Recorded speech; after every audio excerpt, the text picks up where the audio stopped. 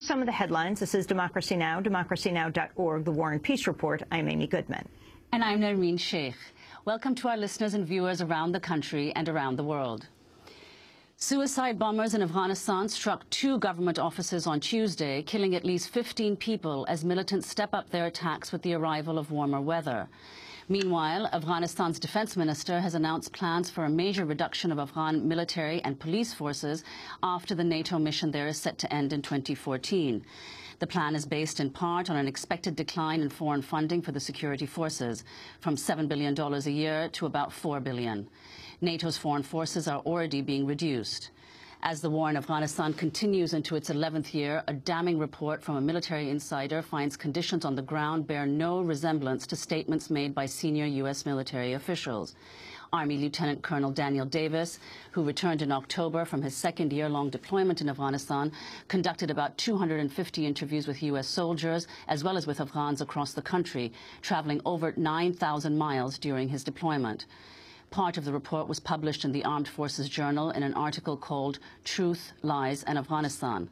In the opening lines, Davis writes, quote, "Senior-ranking U.S. military leaders have so distorted the truth when communicating with the U.S. Congress and American people in regards to conditions on the ground in Afghanistan that the truth has become unrecognizable." Davis argues that local Afghan governments are unable to provide the basic needs of the people and that insurgents control virtually all parts of Afghanistan beyond eyeshot of a U.S. base. Michael Hastings of Rolling Stone magazine first obtained Davis's full 86-page report and published it online in February. Democracy Now! Spoke to Hastings about the report. I think it's one of the most significant documents that we've seen from an active duty Army officer in terms of how they view the war in Afghanistan, even the war in Iraq. You can look at this as a significant document about the last 10 years of conflict in America. And it's not so much as what Colonel Davis is saying, though that's very important too. It's the fact that you have a 17-year Army veteran who's done 4 tours, two in Afghanistan and 2 in Iraq, who has decided to risk his entire career, because he has 2.5 more years left before he gets a pension, because he feels that he has a moral obligation to do so. Michael Hastings of Rolling Stone magazine, who first published Lieutenant Colonel Davis's 86-page report. Meanwhile, the Associated Press reported Tuesday at least 1,800 members of the U.S. military have died in Afghanistan since the U.S. invasion in October 2001. To talk more about Afghanistan, Lieutenant Colonel Daniel Davis joins us now from Washington, D.C. He's an active-duty serving Army officer assigned to the Pentagon and a 17-year Army veteran. Davis has been deployed into combat zones 4 times in his career. He's been a frequent contributor to major publications in the U.S. and around the world. Later this month, Davis will be awarded the Ridenour Prize for Truth-Telling. The award, sponsored by the Nation Institute and the Fertile Foundation, honors whistleblowers and truth-tellers in American life. Lieutenant Colonel Daniel Davis, we welcome you to Democracy Now! Can you tell us what were the most startling findings in your report? Well, I think it's pretty clear that when you read, as I did in the months leading up to my deployment, which began in November of 2010, you know, that things are on the improve, things are getting better, the surge was having success, that the Afghan National Security Forces were improving, etc. Then when you arrive on the ground, then you're very hopeful to see evidence of those things.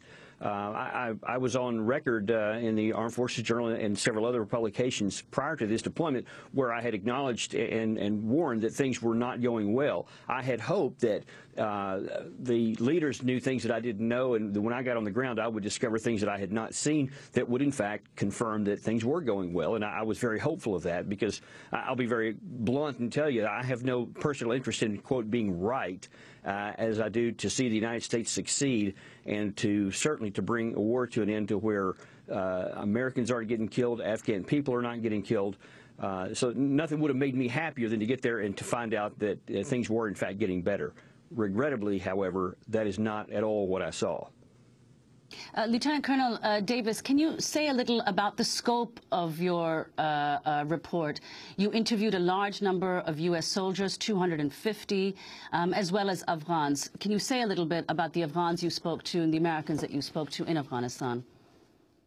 Yeah, I will argue that I may have had the single best seat to really get an idea of what's going on in Afghanistan of anybody. And that may seem a little counterintuitive at first because I'm a relatively mid-level ranking soldier and there's a lot higher and there's a lot of other people that have greater access to certain locations, etc.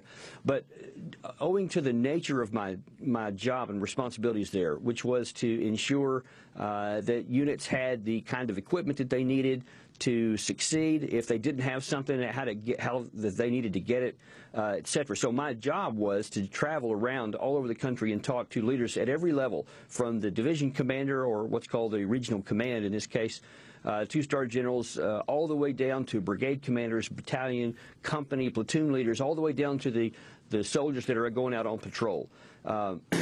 I'm high enough in rank to where some of the senior officers would talk to me and tell me, what they really thought about things, because they had an incentive to tell me ground truth, because, the idea was to, what can we do to help your troops out in the field? And obviously the guys out in the field also had an incentive to tell me exactly what was going on as well. And I'm not so high in rank that any of them would be intimidated by me, and they had motivation to tell me, ground truth, so that I could perhaps help them get some equipment or gear that they needed in order to do their job more effectively and to be able to stay alive, which incidentally was one of the bright points, I guess, in this deployment, because I was able to do things that, would actually help keep troops alive, and that was very rewarding to me. Unfortunately, it was almost working at cross purposes when I saw the things going on. So I didn't want to just go to offices and talk to people. I didn't want to just go to brigade commands and that kind of thing. But I wanted to first to do that, but then also to go out where the things are happening, to go outside the wire, to go on dismounted patrols, to go on mounted patrols, to attend some coalition patrols, to talk to the what's called a key leader engagements, where we visited with the Afghan leaders, with the Afghan people.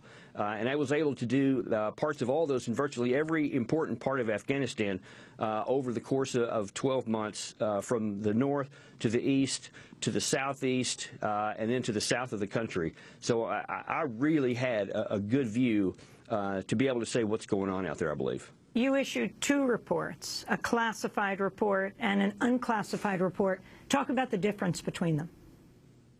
Well, the difference between them is more in substance, or rather more in criteria, I suppose, than in substance. Meaning that the end result of both of them and the conclusion that they draw are basically the same. So if you only have access to the unclassified document, you still get a real good idea of what's going on. The purpose of putting the classified version together was that the disparity between what is said and what was known at the time things were said is considerably starker than in the unclassified versions, as may be obvious. And so, periodically you've heard some senior leaders say, well, if you knew the classified information, then, this would be much more clear, but I can't talk about that. Kind of hiding behind a curtain so that no one could ask any further questions. And I didn't want that defense to be able to be leveled. And so that's why I wanted to make certain that members of Congress had this report so that they could see for themselves that, in fact, things are not the way they were portrayed. And what you see in public is actually less stark than what is known in private. Lieutenant Colonel Davis, in your report, you give several examples of concrete instances in which what you saw makes it clear that what U.S. military officials have been saying is untrue. So could you give us one or two examples of that? Yeah, sure. As a kind of a table setter, anytime a counterinsurgency, if you're going to go into one and to try to win it, there are several things that have to happen, and all of them have to happen to one degree or another. Number one is that the host nation government has to be at least minimally capable within cultural norms. The local security forces have to be minimally capable to be able to handle the security environment that exists, whatever that happens to be. The people of the country have to be supportive of the host nation military forces and government, and the enemy forces, the insurgent force, has to be at least knocked down enough to where they can eventually be handled by the local forces alone. All of those things have to happen to one degree or another. And as I'll argue, virtually none of them are the case in Afghanistan. Now, we've certainly read numerous reports and been given press briefings and whatnot by numerous folks, very high-ranking callers, that in fact is happening, that things are on track, that we're trending in the right direction, that we're on the right azimuth is one of the other famous comments and whatnot. So if that's true, then you would expect to see evidence of that on the ground. As you may have mentioned earlier in this broadcast, I was first deployed to Afghanistan in 2005. So I had a baseline observation of what things were like in Afghanistan several years ago. And so when I go into it now in late 2010 and early 2011, then I first of all see a dramatic difference between what I saw then and what I saw in the second half. Thirdly, if what has been said is true, that things are trending better, then you would expect to see, through numerous observations in different parts of the country, looking at the Afghan security forces, that you would be able to see some improvement, that you would be able to see some competency, some going on. Now, nobody expects the Afghan security forces to ever be anything close to resembling what the U.S. Armed Forces is. So that's not the standard. As some have claimed, it's an Afghan good enough, and I wouldn't dispute that. But it has to be an Afghan good enough, and I will argue that it's not an Afghan good enough right now. So, first of all, we'll take up in the northern part of the country, the northeastern part, in Kunar province. I went up there on a couple of different occasions, and in both cases went out on dismounted patrols and a combination of mounted and dismounted with the U.S. troops. In one particular case, we went to the farthest north checkpoint that the United States Army had at that time, and we had received a report that about 2.5 hours before our arrival there, the Afghan police detachment had been attacked by the Taliban. So we went and had a key leader engagement with the company commander of that detachment, and through an interpreter, he was explaining, what had happened, etc.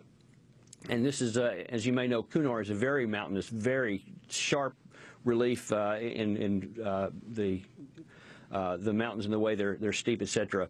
And he was explaining where the attack had come from. And so through the interpreter, I asked him, I said, well, where did they come from exactly? And he pointed to us. There was a series of peaks that you could see going off into the distance. And he said, well, they were on that mountain right there. And I said, well, what's your standard procedure when this happens? I mean, do you form up a patrol and do you go after them? Do you conduct periodic harassing patrols? I mean, what is your reaction? And the interpreter started interpreting, and as soon as he got to that question, the commander's head whipped around, looked at him, he looked back at me, and literally laughed in my face and said, well, no, of course we don't go after them. That would be dangerous. And if you see some of the looks of some of the U.S. soldiers around, they're just kind of rolling their eyes, and they're going, subsequently they say that's the normal procedure. These guys don't ever leave the checkpoint. Well, you can imagine how hard it is for the bad guys if the good guys don't ever leave the base. I mean, they have virtual free reign of the place. And one of the questions I asked him, I said, is this unusual of the Americans? Is this unusual, or is this how it is? They go, oh, no, this is basically what you see is what you get. I mean, this is as good as it gets up here. And that's another important point that I would like to point out, is that, anyone can find a vignette of something to prove a point. Well, I saw this, it was great, and so ergo everybody's great. Or this one was bad and everything's horrible. What I did over the course of this 12 months is that I've been in many places. As I said, 9,000 miles total travel throughout there. And when I saw virtually the same kind of thing in every section of the country, it didn't matter whether it was, all along the Pakistan border, down into the important south and Kandahar province in numerous places, and you saw virtually the same capability, the same performance every time you went out there. And so it's no longer just a vignette, but it's become a clear pattern. And then when you see that does line up with other reports, then that's when you start to see, okay, this is indicative of what's really going on out here. We're talking to Lieutenant Colonel Daniel Davis, the serving Army officer assigned to the Pentagon, has come out with a report accusing top U.S. military officials of misleading the American public about the war in Afghanistan. He'll be awarded the Ridenour Prize for Truth-Telling in Washington, D.C. this month. This is Democracy Now! We'll come back to our discussion with Lieutenant Colonel in a moment.